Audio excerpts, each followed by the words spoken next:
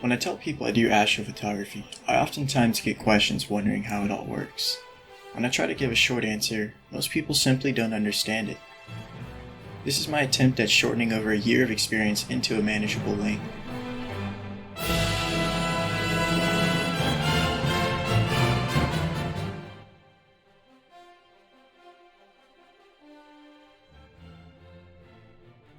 To put it simply, astrophotography is a deeply technical hobby where you can spend years just trying to wrap your head around all of it.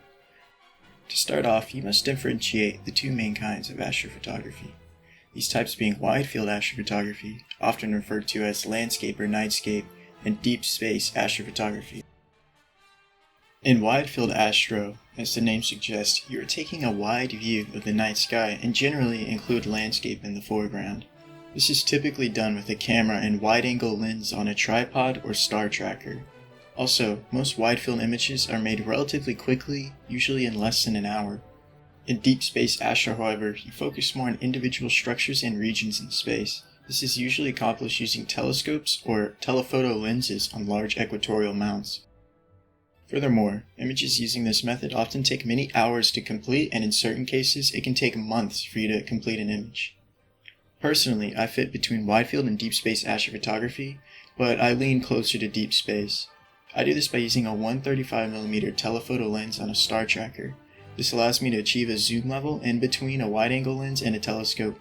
By doing so, I can capture most objects a deep space astrophotographer would shoot, but the lesser zoom allows me to view them in context with the areas around them.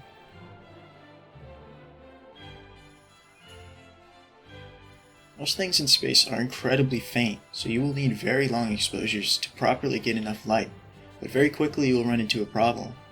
It isn't something we think of often, but the stars at night don't actually stay in place. As the Earth rotates about its axis, the stars and everything else in space appears to move at a constant speed. When taking long exposures, this will cause your stars and everything else in the image to smear across your camera. To counteract this smear, devices have been created that rotate the camera in the exact opposite motion of the Earth to make the sky appear motionless. As the night sky is locked in place, you can take much longer exposures. These devices, called mounts, come in many different sizes, with the smaller ones rated for lenses and small telescopes, while the larger ones are able to carry over 100 pounds of payload. As a side note, on the topic of gear, well, I'm not going to sugarcoat it, astrophotography can be very expensive. It's not uncommon to find people spending the equivalent of a decent used car on equipment. That being said, there are things you can do to mitigate some of the costs. By going the small and compact route, you can save a lot of money. My setup consists of a tripod, small equatorial mount, full-frame Canon DSLR, and a 135mm f2 lens. If you buy used, you can get my or an equivalent setup for about the same price as a new iPhone. Most deep space objects can be classified into 5 different categories: emission nebulae, reflection nebulae, dark nebulae, star clusters, and galaxies. Typically, the brightest and most dynamic images come from emission nebulae. These are large clouds of gas, typically a mix of hydrogen, oxygen, sulfur, and a couple others, that are ionized by powerful stars nearby. Think neon signs in space, but starlight is what powers them instead of electricity. Another popular target is reflection nebulae. These targets are typically heavier elements or clouds of dust that actually reflect starlight. These nebulae glow the same color as the stars associated with them. Similarly to reflection nebulae are dark nebulae. These are clouds of dust, but instead of reflecting light, they block out the stars behind them. These nebulae are typically much dimmer than reflection nebulae, which gives them their name. Another target, star clusters, differ from the other targets in that they're actually quite bright, but these clumps of stars are still just as magnificent as the other targets.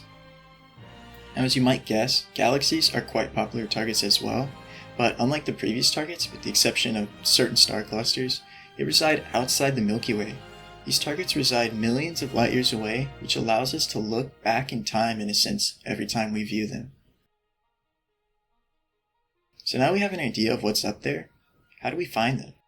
This is Stellarium, a planetarium software similar to a lot of the apps you can get on your phone.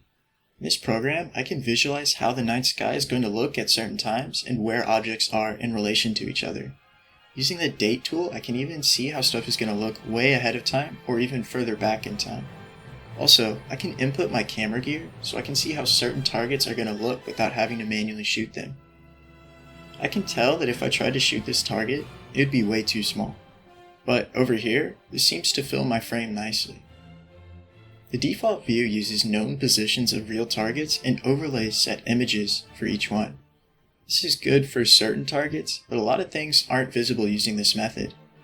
For example, in the constellation Cygnus, there are a couple objects visible, but there are many areas where there seems to be nothing.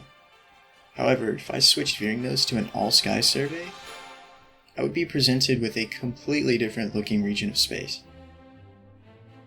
This survey gives a nearly complete view of the entire night sky.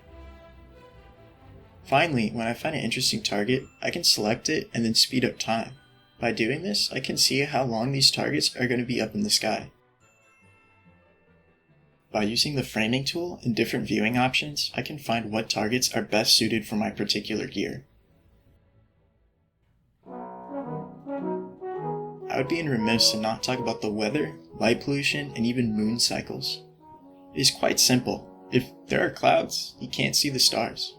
While there are many websites that try to forecast the weather, ultimately, the weather can be very erratic and forecasts often shift unexpectedly.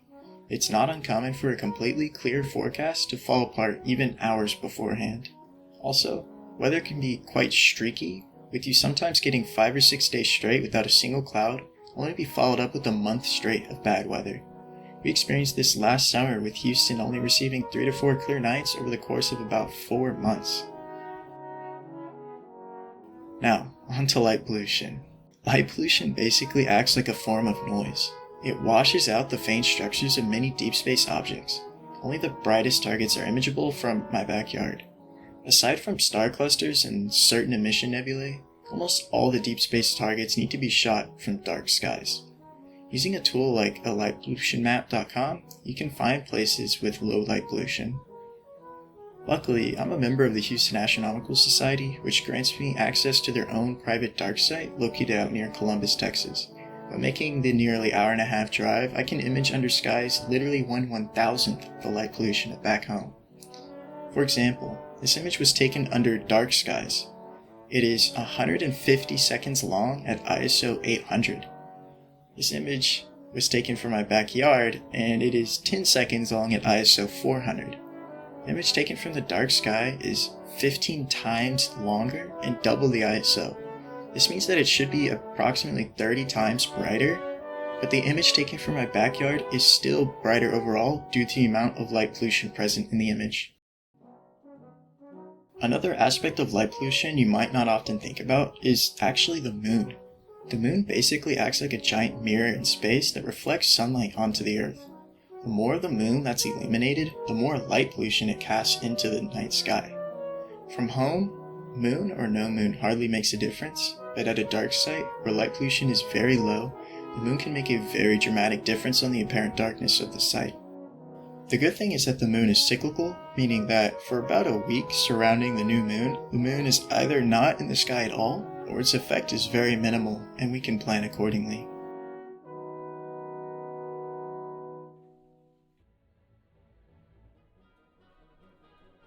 The processing step can make or break your image. This is the part of astrophotography that is by far the most complicated. There are thousands of different tools, programs, and methods you can use during this step, and it's easy to make mistakes. However, during this step, you get to unleash the astrophotographer's secret weapon, stacking. By running multiple pictures through a process called stacking, you can effectively add the light gathered by each individual picture and work to eliminate noise. So, hopefully by now you have a decent idea of how all this works. One last thing I should mention is that while there is certainly plenty of stuff that you can learn, it doesn't take much to start off. In fact, next time you find yourself away from the city, whether that's from vacation or visiting family, try to find the time to go outside at night. Most phones these days have a pro mode where you can change the shutter speed and ISO. If you can prop up your phone against something sturdy, try your hand at a couple shots. You might be surprised what you get. The first pictures I took were with my sister's phone that I set up on the roof of our car. I then graduated to using my mom's cheap point-and-shoot camera that I set up on a very unsteady tripod. The images I got from it were far from perfect, but it didn't stop me from enjoying the process. It is really easy to become discouraged when things don't go according to plan. Weather, busy schedules, and malfunctioning equipment can all seriously put a damper on the process, but these setbacks only make the progress even more rewarding. This is the first image I took of the Orion Nebula. Yeah, not the best. But can you imagine how I felt 4 months later when I took this image? That first picture from my sister's phone? This is the same area less than a year later. At the end of the day, it's not about the pictures.